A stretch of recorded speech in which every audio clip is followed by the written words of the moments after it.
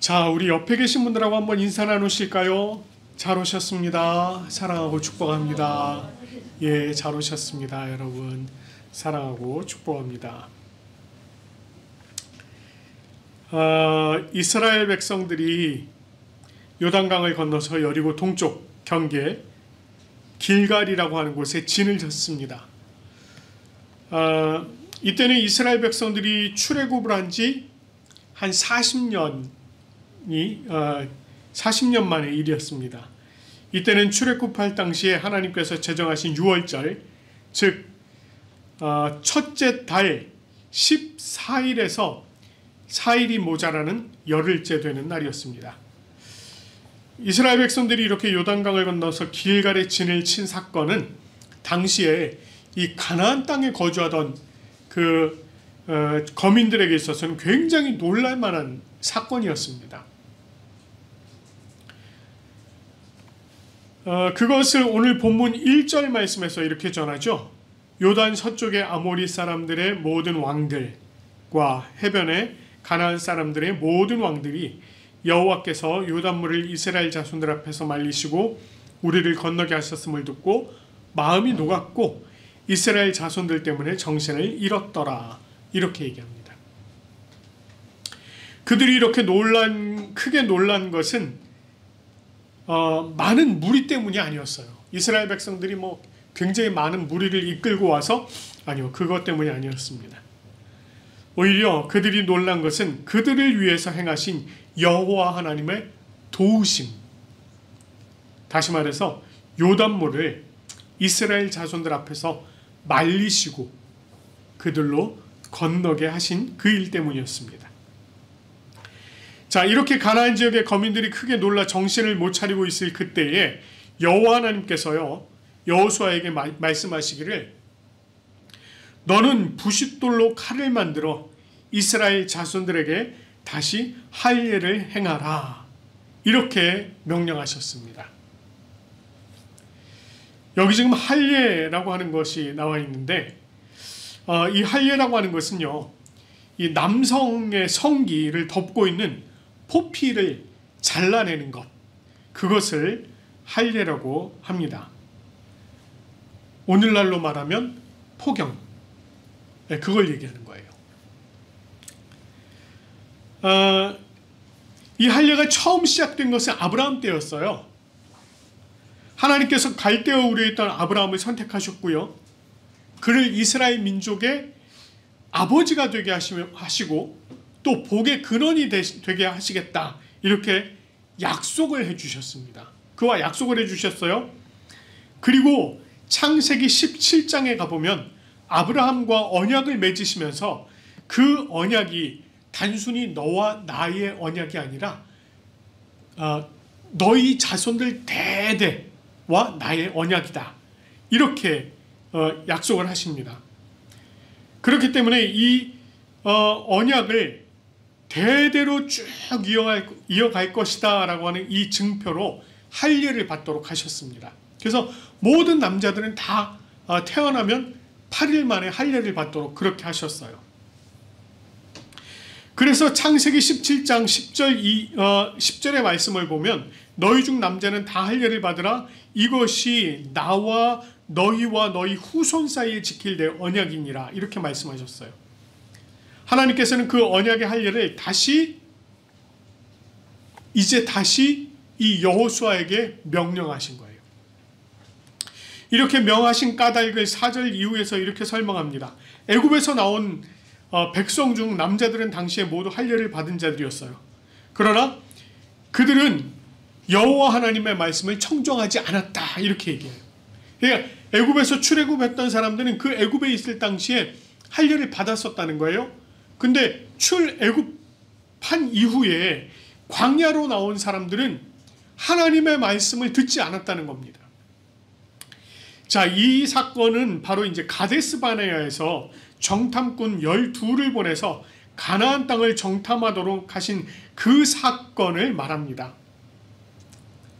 애굽을 떠난 지 12째 해에 애굽을 떠난 지 둘째 해에, 그러니까 2년이 지나서 12명의 정탐꾼들이 40일 동안 가나안 땅을 정탐하는 일이 있었어요. 가나안 땅 저 북쪽부터 남쪽까지, 그리고 서쪽부터 동쪽까지 다 정탐을 했습니다. 그리고 그 땅이 얼마나 축복받은 땅인지를 보여주기 위해서 열매들을 가지고 왔는데 열매들이 너무 실한 겁니다. 이 성경에 나와 있는 내용으로 보면 얼마나 실한지, 포도송이 한 송이를요 이렇게 막대기에 꿰어서 두 사람이 짊어지고 올 정도로, 그랬을 정도로 굉장히 풍성한 땅이었습니다. 그런데 여호수아와 갈렙을 제외한 나머지 10명의 정탐꾼들이 그 땅이 젖과 꿀이 흐르는 땅이지만 그 땅의 거민들이 너무너무 장대해서 우리는 그 땅에 들어갈 수 없습니다.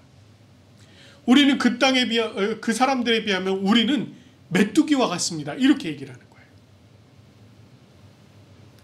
이 말을 들은 사람들이 전부 다 대성통곡을 했습니다.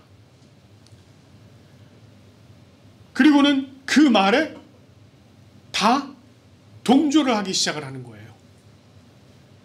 옷을 찢으며 통곡을 하면서 우리를 이 광야에서 죽이려고 끌고 나왔냐는 둥 이래가면서 난리가 난 겁니다.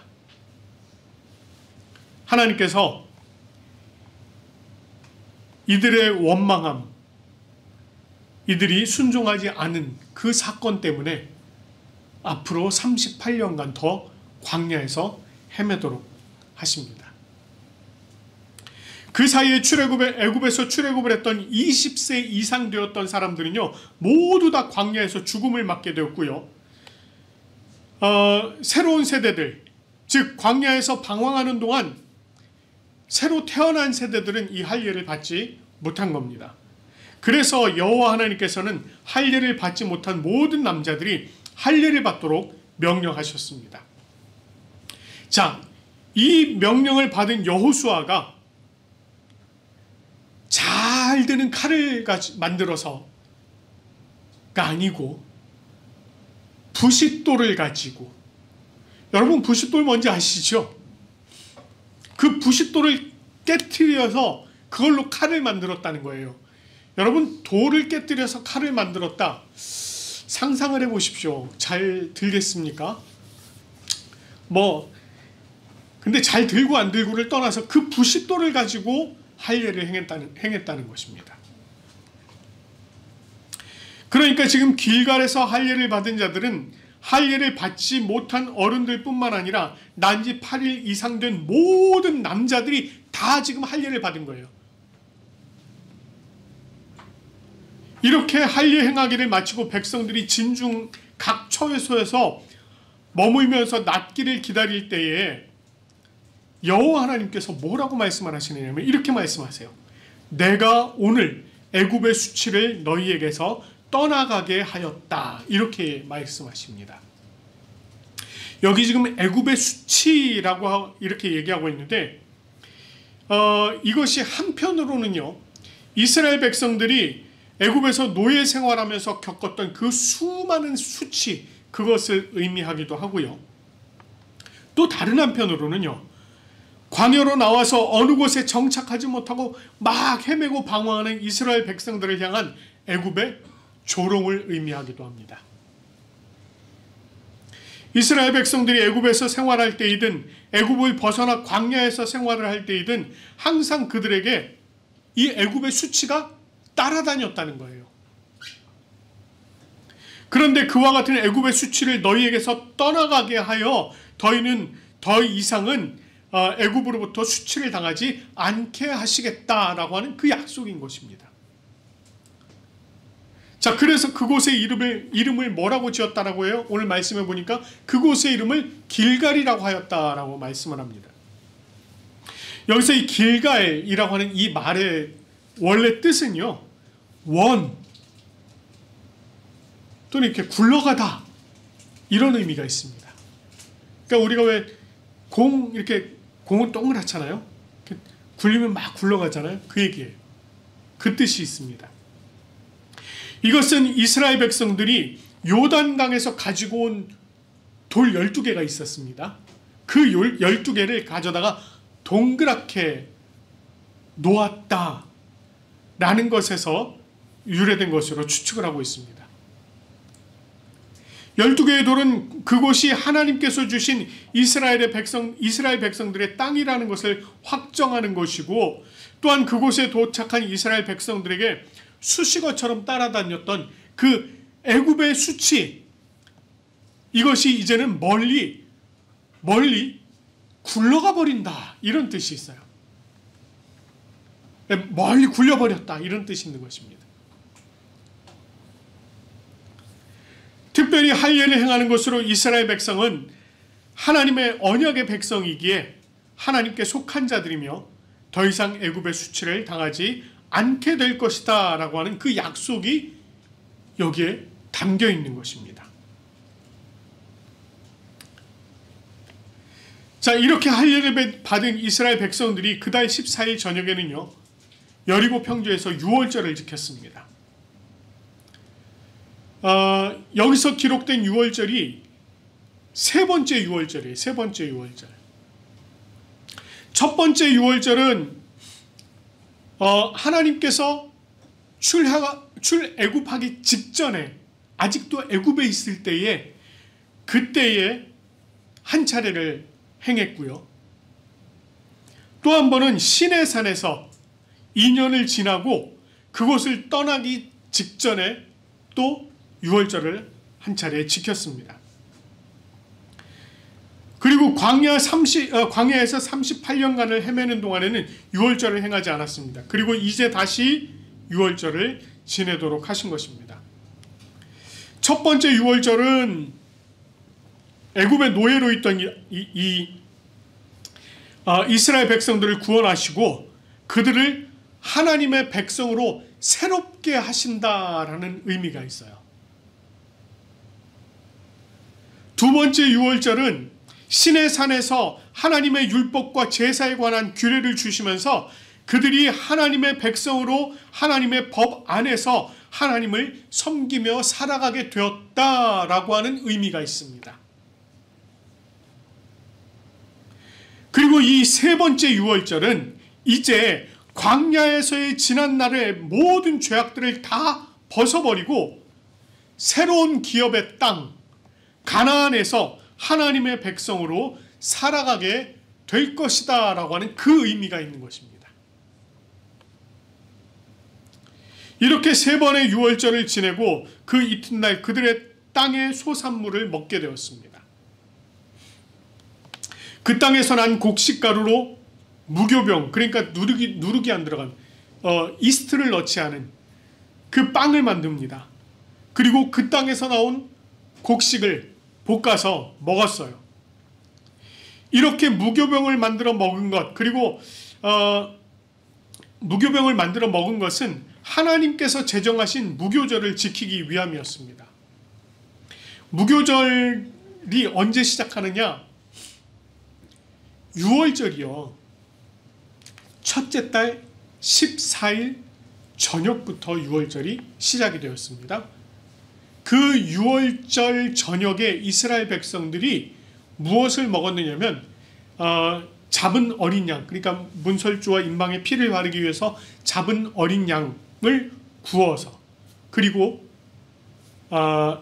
무교병을 만들어서 쓴 나물과 함께 먹었습니다. 그때 이미 무교병을 먹었어요.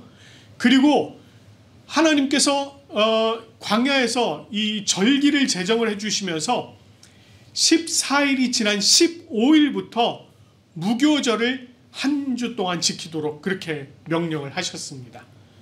그래서 실제로는 15일부터 무교절이 시작이 되기는 하지만 엄밀하게 따지면 14일부터 시작하는 것과 크게 다를 바가 없다는 거예요.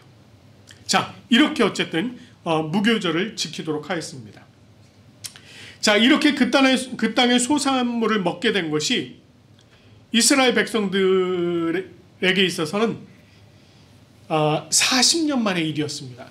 그 땅의 소산물 먹은 거 처음인데요. 그렇죠. 그 땅의 소산물을 먹은 건 처음이죠. 근데 이스라엘 백성들이 곡식을 먹게 된 게 40년 만의 일입니다. 이스라엘 백성들이 애굽을 해서 한 달이 지났을 즈음에 먹을 것이 떨어졌습니다. 자, 그러자 그들은 모세를 원망하면서 너희가 이 광야로 우리를 인도해내서 온 회중이 줄여 죽게 하는도다, 이렇게 막 원망을 했습니다. 그랬더니 하나님께서 이스라엘 백성들을 위해서요, 매일 아침 먹을 것을 주셨습니다.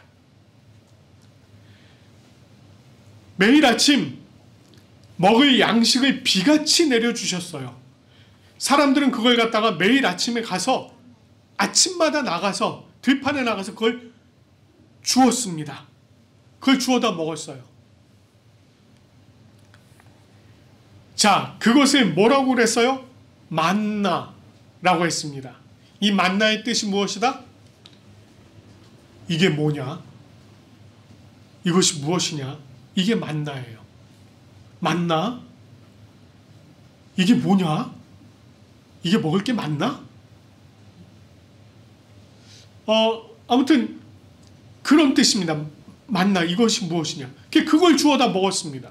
매일 아침 내렸어요. 그게 매일 아침. 그러면 우리 집에 식구가 많든 식구가 적든 가서 나가서 주워 오면 그게 그날 양식으로 딱 맞았습니다. 많이 먹는 사람이 있든 적게 먹는 사람이 있든 상관없이 주워온 만큼 딱 맞았어요. 자, 그것이 생김새는 갓씨 같고, 여러분, 까씨. 여러분, 까씨가 뭔지 아세요?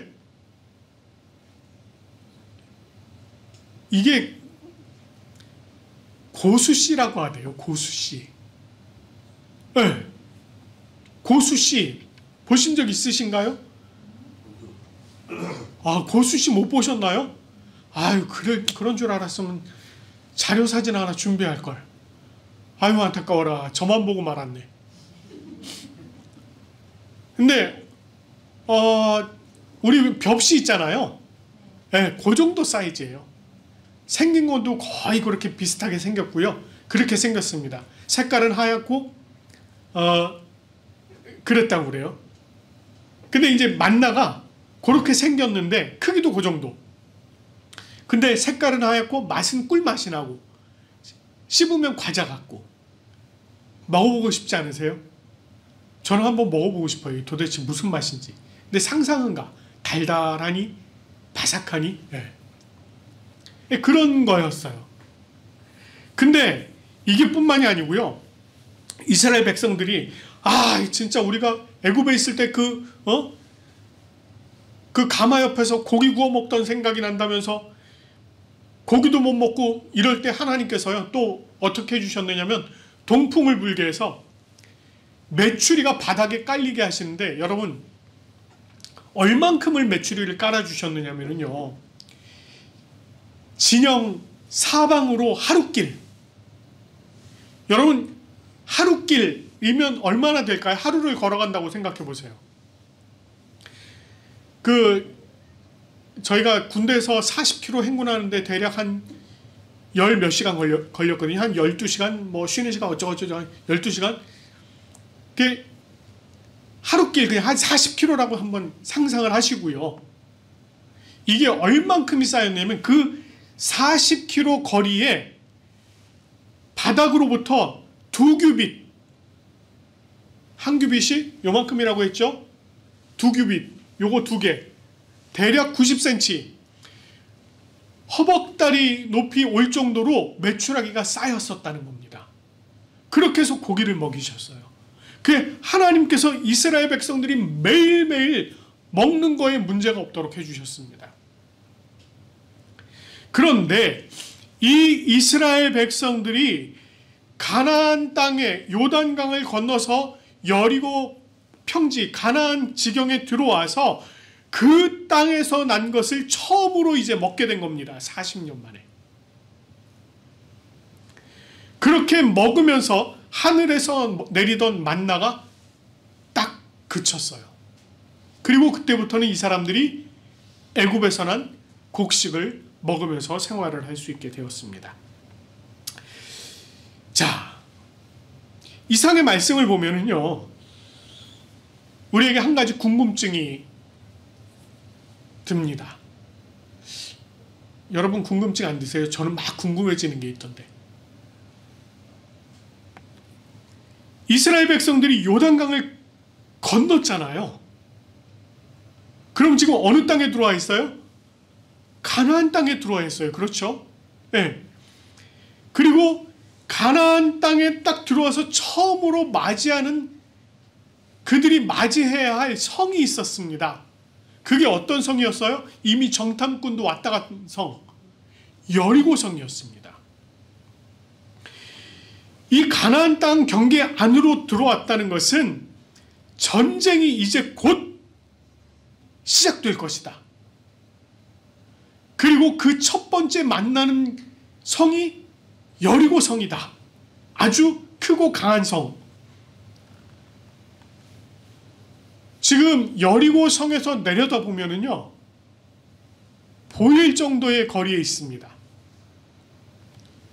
그런데 그 상황에서 하나님께서 이 전쟁이 언제 일어날지 모르는 그 급박한, 긴급한 그 상황 속에서 하나님께서 모든 남자들 다 할례를 받아라. 그리고 유월절을 지켜라. 이렇게 말씀하신 겁니다. 여러분. 자, 보세요. 이스라엘 백성들이 여기 고센 땅에 있다가 출애굽을 했죠. 홍해를 건너서 시내산 요 남쪽까지 내려왔어요. 시나이 반도. 여기서 2년간 율법이며 제사며 이런 걸 다 받고 2년 후에 출발해서 여기 가데스 바네아까지 올라갑니다. 여기서 다시 올라가서 정탐꾼들을 보냈어요. 근데 이 사람들이 내려와서 아까 엉뚱한 얘기를 하는 바람에, 못 들어간다라고 얘기하는 바람에 하나님께서 다시 광야에서 뱅글뱅글 돌리셨습니다. 그리고 이제 여기로 내려오게 하셨습니다. 자, 그 다음에 이스라엘 백성들이 여기서 에돔 땅, 원래는 여기서요, 이 가데스 바네아에서 에돔 땅을 지나서 이렇게 올라갔어야 되는데 에돔이 자기네 땅으로 들어오는 걸 허락을 안 했어요. 그래서 이렇게 뺑 돌았습니다. 돌아서 올라가서 여기 요단강 동편에 자리 잡고 있다가 요단강을 건넜죠. 요단강을 건너서 어디로 들어갔습니까? 여리고 동편에 있는 여리고 평지. 또 성경에서는 뭐라고 얘기하느냐면 길갈. 어딘가 봐야죠. 자, 여기가 길갈이고요. 여기가 여리고입니다. 여리고에서 길갈까지 거리가 대략 3.5km 내지 4km 정도 된다고 합니다. 3.5km 내지 4km. 자, 그러니까 지금 여기 지금 길갈 조금 더 여기를 조금 이렇게 지형이 어떤지를 좀 보여드릴게요. 자, 지형이 이렇게 생겼습니다. 이게 지금 여기가 갈릴리고 여기가 요단강, 사해. 여기 양쪽으로 지금 전부 다 산지죠. 요 가운데가 골짜기입니다. 자, 그 중에서 여리고하고 길갈 쪽 볼게요. 자, 보시면 여기가 여리고 여기가 길갈 이렇습니다. 그리고 여리고로부터 여기가 전부 다 요단 강까지 여기가 평지입니다. 요 평지 길이는 여리고에서 직선거리로 요단강까지는 대략 10km가 된다고 해요. 자, 그런데 지금 길갈까지는 3.5km라 그랬죠? 지금 요 안에 있는 겁니다. 이스라엘 백성들이. 자, 여리고가 이제 오르막이 시작되는 위치에 있어요. 길갈은 그보다 여리고 평지, 길갈은 거기보다 더 낮아요. 이때 당시는 공해도 없죠? 저때 스모가가 있었을까요? 네, 공해 없습니다. 얼마나 잘 보였을까요? 잘 보였겠죠? 굉장히 잘 보였습니다. 저렇게 잘 보이는데 이스라엘 백성들이 할례를 하고 있다고요? 상상해 보십시오. 저렇게 잘 보이는 곳에서 이스라엘 백성들이 할례를 행하고 누워있다고 한번 생각해 보시기 바랍니다. 어떤 일이 벌어질까요? 여리고에서요, 칼 들고 그냥 땅바닥에 긁고 다녀도 다 죽습니다. 그런데 할례를 받고 저기서 지금 하늘을 바라보고 누워있는 겁니다. 아무것도 할 수 없는 상태예요. 또 그 상태에서 유월절을 지키라고 합니다. 아니, 전쟁이 코앞인데 지금 유월절을 지키라고요? 할례를 행하고 유월절을 지키라고요?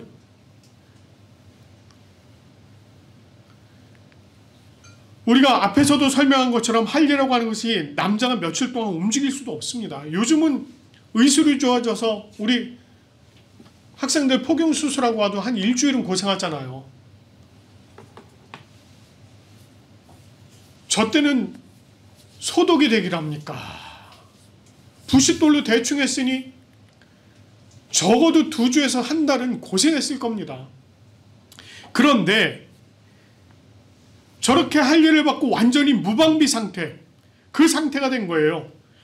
여리고에서 길갈까지 거리 약 3.5km밖에 되지 않습니다. 가까운 거리예요. 지형적으로 볼 때도 훤히 내려다 보이는 거리예요. 근데 이스라엘 백성들이 그 앞에서 할례를 행하는 것, 목숨을 건 행위입니다. 목숨을 건 행위.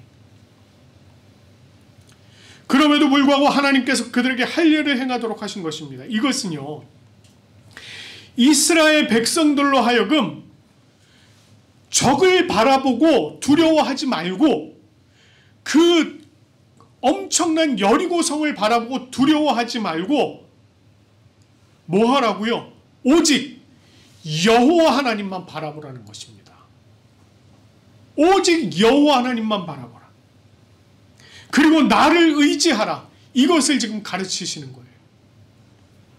유월절을 지키시도록 하신 것, 그 유월절의 참된 의미, 즉 하나님의 구원하심을 기억하라고 하는 것입니다. 애굽에서 장자들에게 죽음의 재앙이 임했을 때 문설주와 문임방의 어린 양을 피를 발랐던 이스라엘 장자들은 다 살려주셨습니다. 구원하신 일을 기억하라는 거예요. 홍해의 죽음의 위기에서 구원해내신 그 일, 그것을 기억하라는 것입니다. 넘실거리는 요단강물을 무사히 건널 수 있도록 해주신 그 구원의 하나님을 기억하라는 거예요.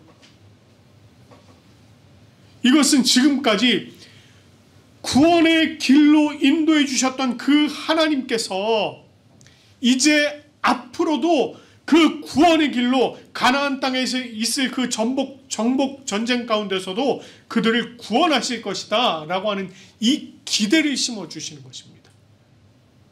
나는 너희의 하나님이라.